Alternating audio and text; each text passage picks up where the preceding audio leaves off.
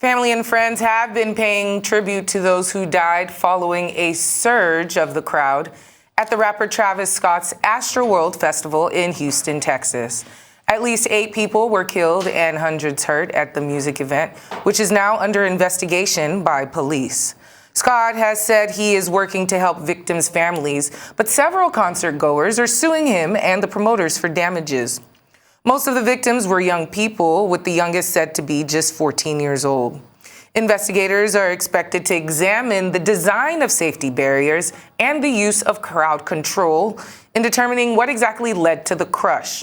Funerals for those who have died have been taking place as well. Families that lost their loved ones in this horrendous event. People that took part in this event. Travis Scott's team, the NRG team, everybody who was associated with this should be held accountable for the lives that were lost today. My brother was lying on the ground. They were chanting to stop the event. Nobody stopped the event. Music producers, security, everybody, I was there. I lost my brother because of it. You go to a concert to have fun, you don't go to a concert to die. He could stop a show for his shoe, but he can't stop a show for people. It was upsetting. It was sad as seeing people get thrown left and right, stomped, girls, guys, everybody, little kids. We just want you guys to know we're grieving with you. We're going to stay grieving with you. If there's anything, whatever you guys need from us, we're here. On the stories, we can across live to the US and join our RISE correspondent, ROTIMI, Michael KADE. ROTIMI, I want to say thank you very much for joining us today on Newsday. Now let's start with the reopening of air travel. Do we anticipate a huge rush of travelers arriving into the US? Well, Aaron, very good question. With at least 253 flights are expected to arrive at JFK and the Newark airports.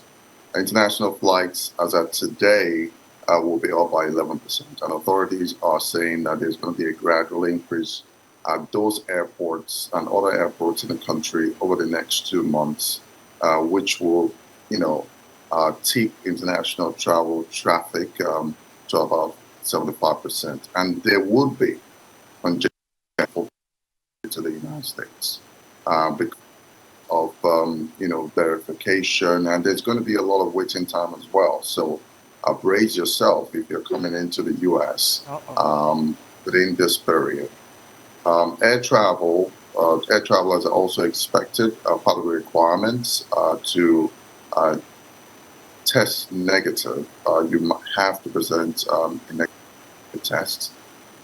Testing is also required for all the fully vaccinated air travelers ages 2 and up, regardless of your nationality. And children under the age of 18 are actually exempted from a vaccination requirement. And passengers who are required to test negative for COVID-19 within 3 days of their flight's departure for the United States. And for Americans who are unvaccinated and for a very limited number of people that are exempted from the vaccination requirement must test within 1 day of departing for the United States. And Rotimi, let's just move on to another situation going on in the U.S. that's getting quite a bit of coverage. It's the latest about the tragic concert crush in Houston, Travis Scott's Astroworld. Can you give us the details on some of that? Well, the Houston police the crash or crush, I should say, would definitely include looking into reports that somebody in the audience actually had some sort of inclination, or perhaps has been involved in injecting people with drugs. And the investigation into that tragedy would also include the homicide and narcotics division of the police department in Houston.